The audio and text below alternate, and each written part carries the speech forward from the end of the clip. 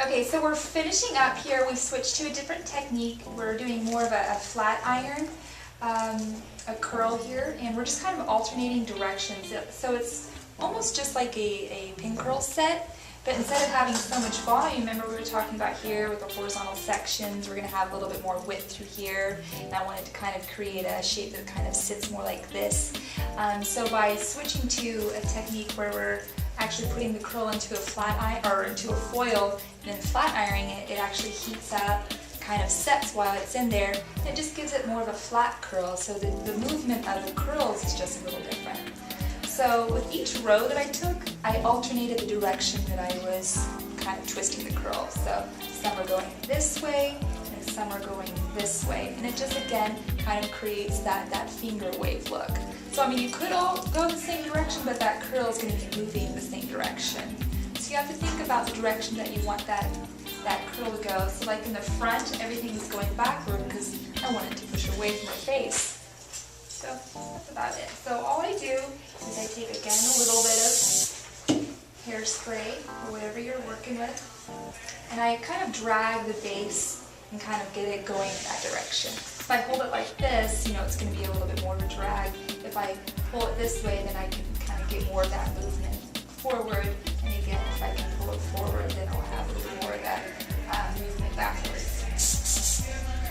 The biggest thing, especially with straighter hair, is you want to get those ends under, so you do need a little product to help you get them to twist under a little bit more. If you got a little flyaways, just kind of push it in that direction so you can get a bend on that curl. I'm just thinking about the size of the curl you want is about how big you want your little pin curl to be. So then all you do is you take a foil and you place it right under your pin curl, and you just fold it up. You want to fold it to the sides of your section because you don't want to, pinch your curl or have a weird indent at the top of your section. And then you just flat iron it, hold it on there for a few seconds, enough to heat it up, and then now you just kind of let it set. Okay, so it's cooled off a little bit, so I've removed the pins here, and I started to remove some of the foil, so you can already see the different textures that it's going to have. And these kind of come out pretty easy, just take them out gently. And that's it so far. So the next thing we want to do is actually do a little bit of a comb out.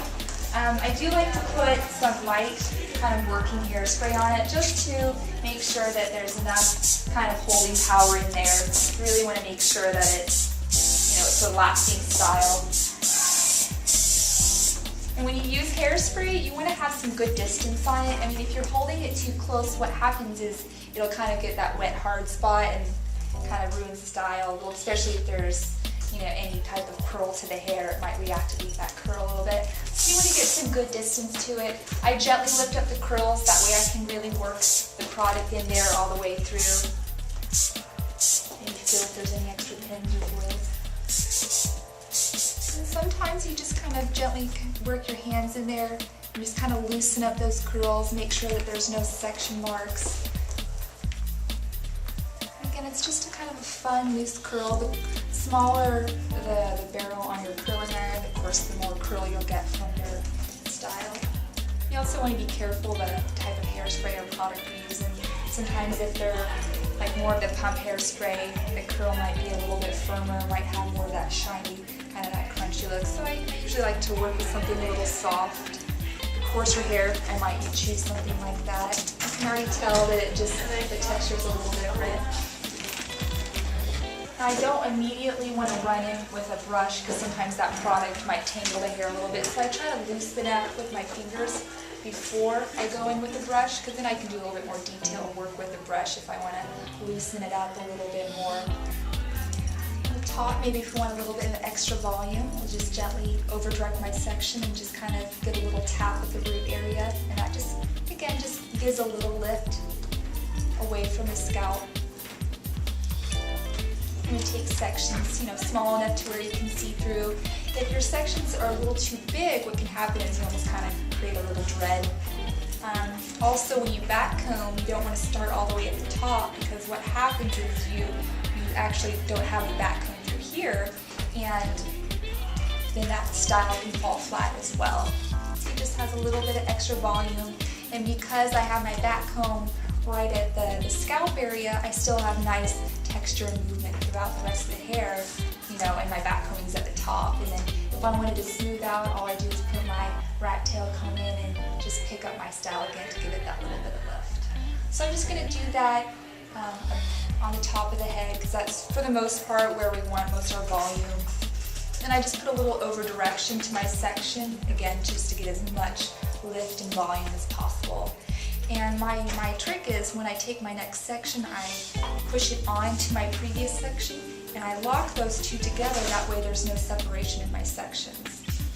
Okay, and I just over direct to my previous, and that way it just kind of sticks it all together.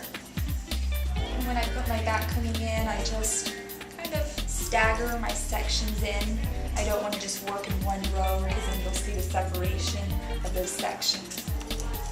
Again, I want this style to be nice and loose, so I don't want to, but I still want to kind of keep these curls. So instead of brushing it out, I'm just using more of my finger, and then if I want to add a little separation, you know, so the curl's not so defined, I just hold the ends of it and I just slightly kind of back comb it with my fingers a little bit. And it just adds a little bit of airiness between those sections without making them, you know, too crazy or anything.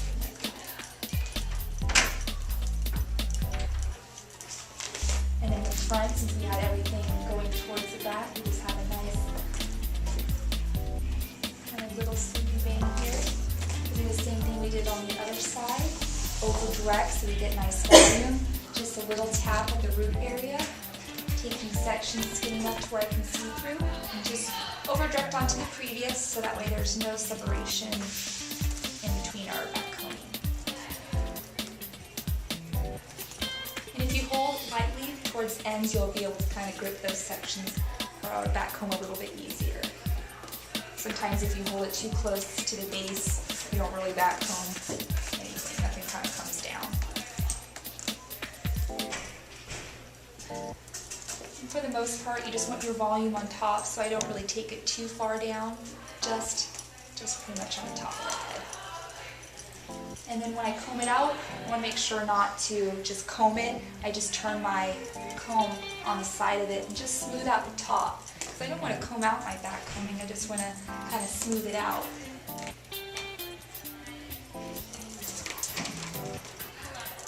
Again, if I want to add a little extra lift, I'll just stick the end of my rat tail comb in. Do a little tuck behind the ear to add a little bit of kind of an asymmetrical look to it.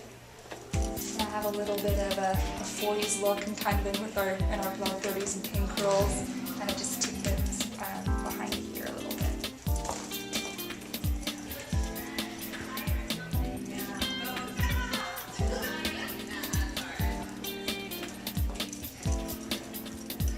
I just grab those curls until we kind of get all those little flyaways away.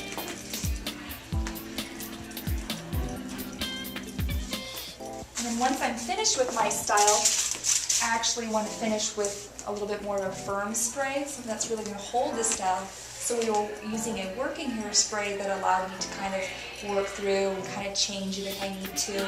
Alright, so this is our finished style, and we just bedazzled a little bit with the red flower. And this is really it, so you can kind of just see how it's fun, it's loose. You know, it's going to look even better as you wear it.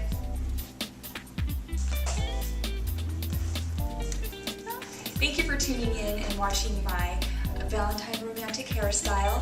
If you would like to learn more about beauty tips, tune into our YouTube channel.